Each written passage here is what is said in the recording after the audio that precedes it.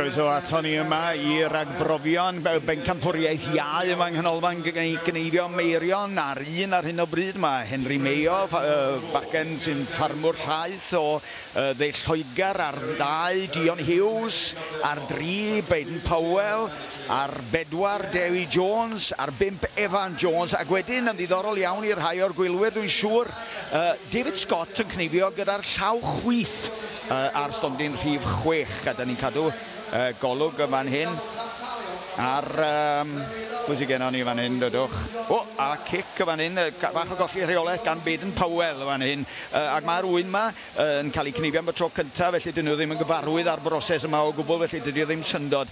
Mae'r bechgyn yma wedi bod yn cystadlu dipyn ar hyd y flwyddyn. Mae yna gystadlaethau wedi bod eisoes, y cneifio coffi wrth gwrs, yn ogystal â chneifio llambed, ond hwn ydy'r uchafbwynt i unrhyw un sydd yn dechrau magu gyrfa y maes cneifio. Am raid, dyma lle mae'ch uchelgais chi'n eich gyrru chi. O, dyna chi drawiad y da yma, be da ni'n galw'r undermine, y tansail, cyn troi ar gyfer y gwddw. Mae'n bwysig iawn bod chi'n cael un dros y pen ôl na, fel bod chi'n gorffen yn daclus pen arall. Da chi'n rhagweld i bob pwrpas be da chi'n mynd i wneud ar yr ail ochr drwy gwblhau'r ochr gyntaf yna.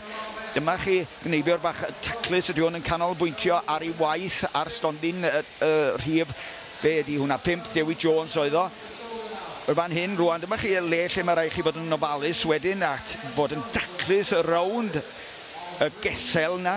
Pidio gadael gwlan y fanna, wylwch chi pa mor ofalus ydi o. Rhyw chydig bach ar ôl y fanna, mae'n gydion o bod i guddio fo dwi'n mynd yma. A wedyn ystod hir lawr i'r goes ôl na, taclus iawn ar 5, y fanna mae Evan Jones. Ac wedyn lawr y goes, 2 eto, mae'n cymryd ar gyfartaledd rhyw 35 i 36 o drawiadau i fynd o gwmpas oen. Mi welwch chi gyfaill anwyl iawn i'r sioe yn y gorlan yn fanna, Andrew Morris, fo sydd wedi tocio rhag baratoi llawer iawn o'r wyn yma. Gwaith holl bwysig sydd yn digwydd yn y cefn wrth gwrs.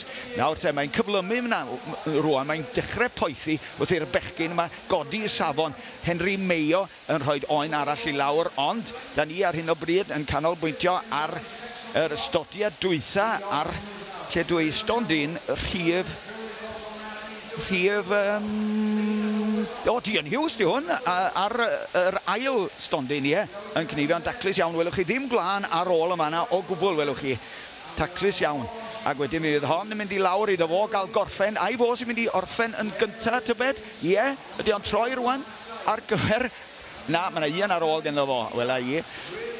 So pwy sy'n mynd i orffen gyntaf? Dydy o ddim yn arwydd o lwyddiant cyfan gwbl wrth gwrs. Mae rhaid i chi, yna ni, David Scott, draw yn y pen draw ar stondin rhif 6, y bachgen llaw chwith yn gorffen yn gyntaf. Fydd yna chydig o feirniadau lawr yn y corlannau, ond mae i sgôr bwrdd o ar 12 yn eitha da, ond mae yna rai is.